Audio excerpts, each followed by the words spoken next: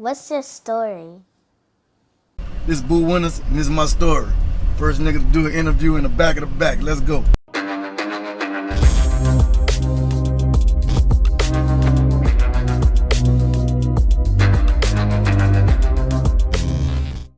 So, it's safe to say that we can call you, I'm the mid-back Boo now. Mid-back Boo it is, baby. So let's bring it back. Like, tell everyone, where you from? From New Orleans East, baby.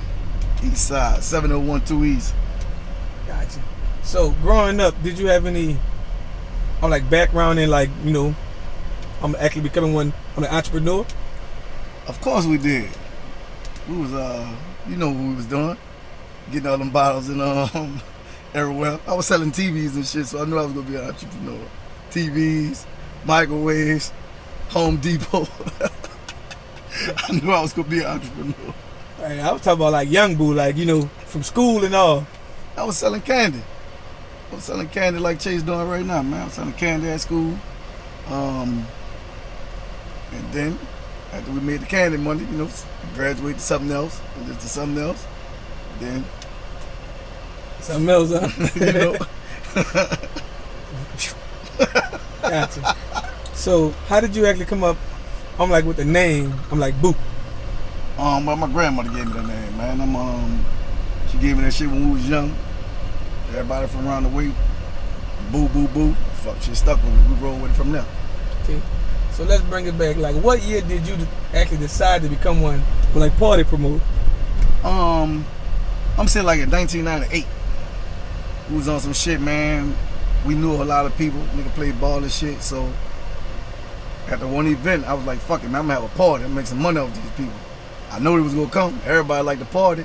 We just jumped in it. You know what I'm saying? And it just shit just went up from there. Gotcha. So actually, far as your knowledge, what was your biggest party? Shit, man, all of them was big. We did that shit for fucking 5-6 years straight. I ain't gonna lie. I think who jumped me off the porch was Leo with that Kevin Hart. I ain't gonna say that, but what's up, Leo? That's crazy. But I got a story I want to ask you. Hit me. So, the first party I saw you really go viral before it was a viral thing is when you say Jay-Z and it was gonna be at a party. So what made you do that? Shit, we was gonna get the hype about it. I seen the movie Janky Promoters. I said, man, let me pull this shit off. We had Jay-Z, Trey Songz. We put Jeezy on the flyer, and that bitch hit. Surprised they didn't sue the fuck out us. And so what the people said after y'all did the party, it was people asking for refund and all that? Man, look, they were so lit now. Again, passing out all them bottles. Ain't nobody gonna say nothing when they having fun. Now, if it would've flopped, everybody would've wanted their money back. But it didn't flop, so it was a lit situation. Would you think you ever try that again? Fuck no. Fuck no. So tell the world, what is one average day like for you? Shit, besides all this Hollywood shit, I got on some rubber boots, a dirty t-shirt, playing with my fucking dolls all day, man. Playing with my kids. I ain't Hollywood shit for the birds. I just like to do it because that's what we gotta do. Fucking with Baby. Baby taught us this shit, but other than that, I really like to chill, man. I like to fuck with my kids and my family. Shit ain't really nothing like that. Gotcha. So while being one promoter, what was the first business that you actually started? I had a daycare center. I used to teach kids, man. I was trying everything. I'm lying. Before that, right before I came from college, I had a barber shop. Me, Toya, and 11 stylists. So I was always just trying shit. You know what I'm saying? And it was out there. I ain't want to go work for nobody. Roll the dice. If I hit, I hit. If I fail, I fail. Most of the time, I hit. Gotcha. So around 2017, 18, if you start with the Airbnbs. Mm-hmm. And so how did that work out for you? And who introduced you to doing it? Well, I picked the game up from Atlanta. So I seen them boys doing. I bought the shit down here. I hollered at you and Sean. Nobody didn't know we had 50 Airbnbs a piece. they was sleeping and we was getting money. You know what I'm saying? So fuck, I take the game from whatever I see, bring it down here, and fuck. The shit went to booming until we made it hot, and then went to ratting on us. It got us evicted. So after that, B&B's, we start dealing with the like school buses. Yep. Shout out to my nigga Mark, man. Mark. How did that go about? Yeah, that shit was lit, man. Nigga, it was time to find some more money. Shit. Mark told me to go get a CDL. I went and got a CDL in one day. Failed the test 4 times and passed it on the 5th. Got my CDL, Mark put me on with the buses, man. Shout out to my nigga Mark Hammond, man. I'm forever grateful for that dude, man. He turned me up on the cool. Well, turned me up even more than what I needed to be legally. You know what I'm saying? Man, we had trial and error with everything. But I got a cold-blooded poker face, so even if I lost, nobody gonna know when I'm losing. Cause I'm gonna just fucking smile it out. Dying in the inside, but I'm just smile it out. So it was a lot of trial and error. And fuck, I got the game just to keep on going, bro. Like ain't no stopping. That's what I know. You know what I'm saying? Ain't no giving up. So basically every day you gotta hustle to make it happen. Well, we ain't got to hustle no more. Shout out to Big 1525, you heard me? That's something different, you heard me? Shout out to my partner Savage. I know this interview ain't about you, Savage, but I gotta throw you in it. And I'm gonna pop this bitch in the back for you. You know what I'm saying? That nigga Savage is a fucking brain, bro. You know? So when you get a nigga like that, you put a hustler with a hustler like Jesus said, you gonna come out with a money bag. So ain't no more hard hustling. Now we legal like a regal, and we sitting in the back and we coolin'. You know? That's what we doing now. So like, you know, at a place, I'm like 1525. I'm like, how did that come about? Man, to be honest, we had just sold his house. And I said, Lord, we need some legal money to keep on rolling, bro. We don't want to do nothing crazy. We don't want to do nothing that's going to land us in jail or get us fucked up. So we got a plan. So me and Savage was already talking to Billy about the spot. So I'm telling Savage, man, get the spot. Savage like, man, I don't really want to do that shit, Boosie. I'm begging. I'm like, come on, cuz, we need this, because if we get this, I'm knowing it's over with, because I know he the West Bank landlord and everybody fuck with him. So I'm knowing if we do that, it was going to take off. And just so happened, it just took off. Straight up. So did you think it was going to take off? I mean, how fast it did? Yeah, we promoters. They fuck with us. They know if anything else, we'll give them a good party, we'll give them a good vibe. I like to turn up. Savage, 100% more business side. And, you know, he turned up sometime, but fuck, it really be on some wild out shit. For me, I like to have fun, I like to turn people up. But you know, I pass out 100 drinks and don't make a dollar. I don't give a fuck. As long as you had a good time, I know one thing, you coming back. That's how I look at it. So like, you know, speaking on like having, you know, like a bar lounge approach, like y'all actually started doing something that, you know, no one in New Orleans ever did, like giving away free tacos, giving away hookah, just getting the people in there. So like, I'm like, what was y'all like marketing plan? Once again, they go back to the brain, Savage. Savage gonna sit down and be like, look, basically, whatever Savage come up with, I'm rocking with that shit. Cause if I gotta step in and do it my way, we might attract the people who we don't want to attract. You know what I'm saying? Savage gonna keep that shit modern. We'll keep it all the right people, business class people. You know what I'm saying? My hood people, they go dress up. They go know, or at least when we come across the river, fucking with JP, we gotta do right. Gotta move a little better, huh? Because they will lock you up. They will lock you up. You'll get 100 for nothing. Cause you know, I was outside when you and B was talking. He said you wanted to bring Birdman in there. Birdman, that motherfucker. So Birdman was gonna bring the streets and everybody. Man, I still want Birdman to come, man. We learned every fucking thing from Birdman. Birdman gotta see this shit, man. Birdman gotta see this shit in person, man. Shout out to Stunner, man. Fuck all that. Stunner, we need you at Big 15, baby. Pull up on me, man. I gotta see you. Gotcha. So being, you know, a promoter, business owner, entrepreneur, everything like that, tell us what you enjoy most about it, and tell us what you actually hate about it. What I enjoy is seeing all my people just have a good time and have fun. You know what I'm saying? I like to see when the women come in, they dancing, they smoking their hookahs, They doing their little shit, their little 1, 2, the little line dances and all that. And just everybody having a good time. And me and my partner just sitting in the back like, damn, fool, we did this shit. Like, we got their attention. We got these people, you know what I'm saying? So that's what really, my enjoyment coming at on it. The shit that I don't like is, fuck, when niggas just don't come and won't follow the rules. Like, you know what I'm saying? Like, if you go in Copeland's, you ain't rolling no weed up. And nobody in Copeland's got to tell you you can't smoke it here. So we got a good situation going on, and you fuck with me, and you come to my spot, and we doing shit that's don't agree with what the club rules is. That's what I don't like about it. But you know me, I get over shit fast, man. I don't give a fuck about none of that shit. Really, just respect what a nigga got going on, cause I respect everybody. I respect what everybody got going on, and I just want the same shit on my end. You know what I'm saying? I don't get out of line with nobody. I respect everybody, and fuck. That's all I want. You know what I'm saying? I ain't no fucked up nigga. I like for shit just to go the right way. And if you give it to me the right way, fuck it, I'm gonna give it to you the right way. And that's what it is.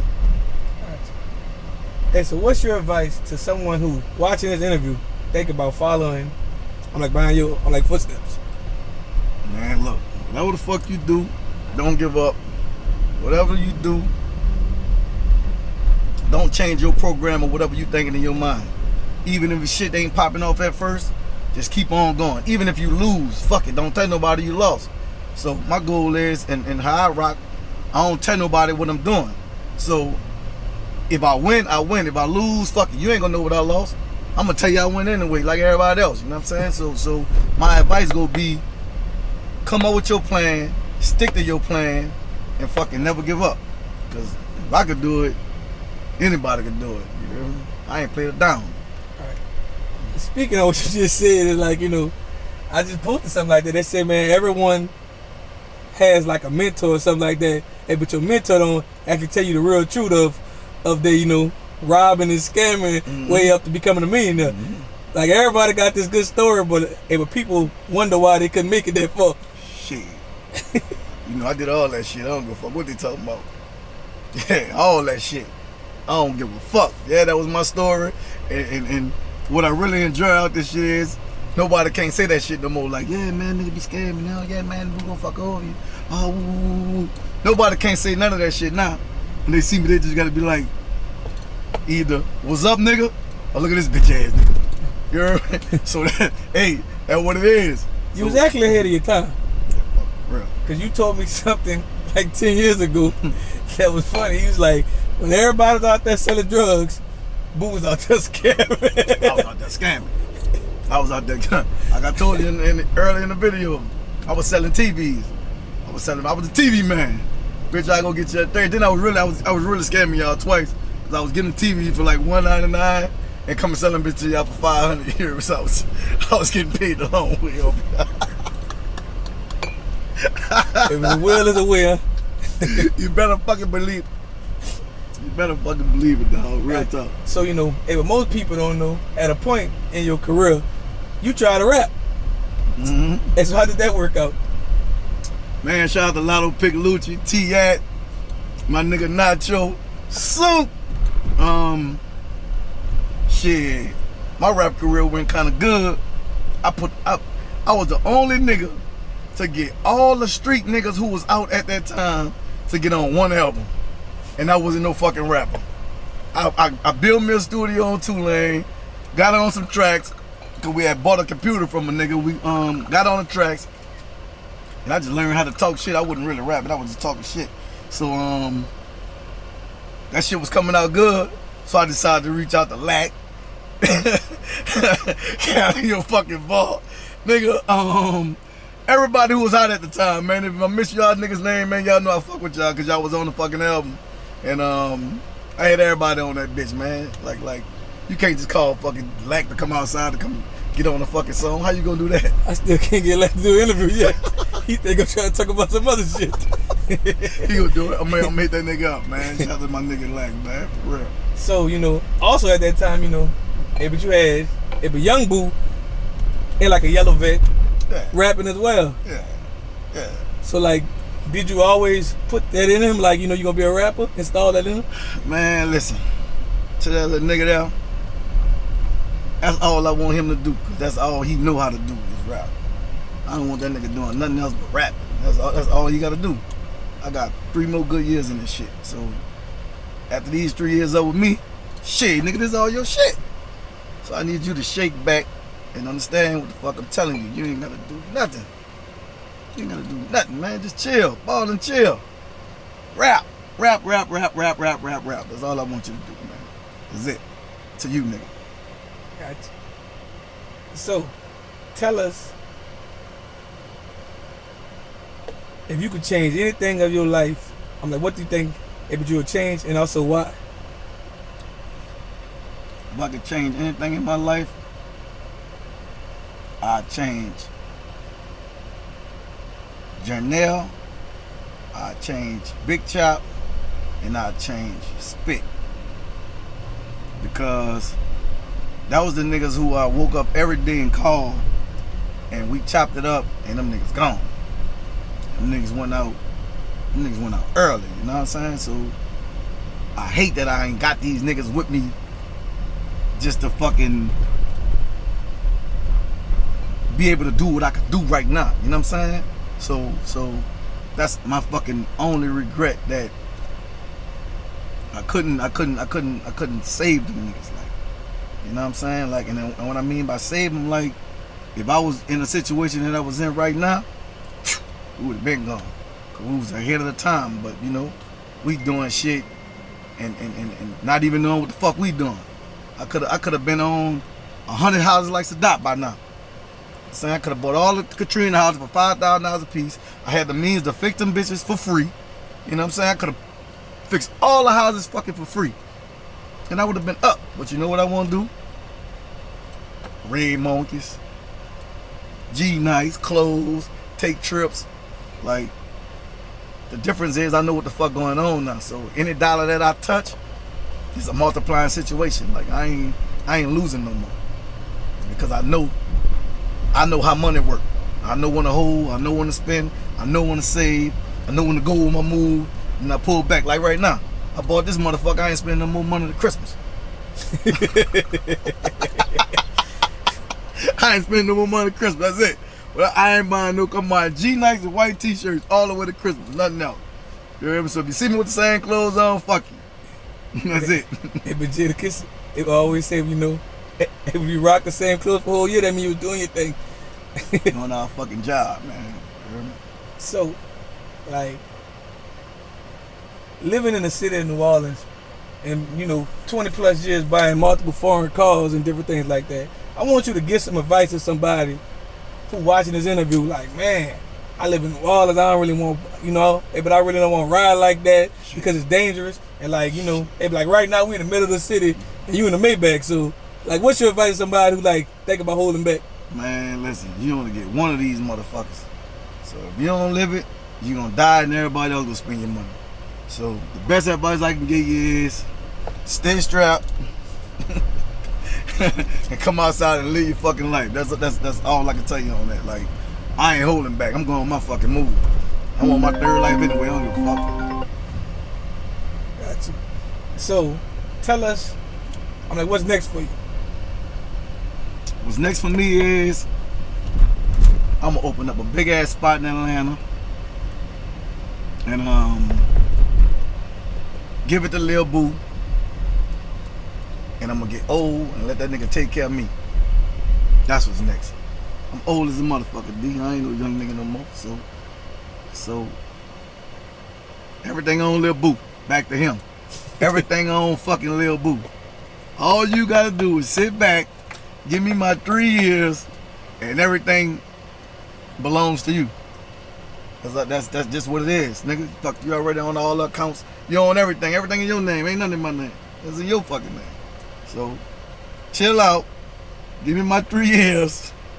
By the time you 27, nigga, shit. Also, but last but not least, tell the world, I'm like, what can they find you at on social media and everywhere else? You can find me at Big 1525, Chill Boy Lounge. You can find me there. You can find me at Boo Winners. So, that's what it is.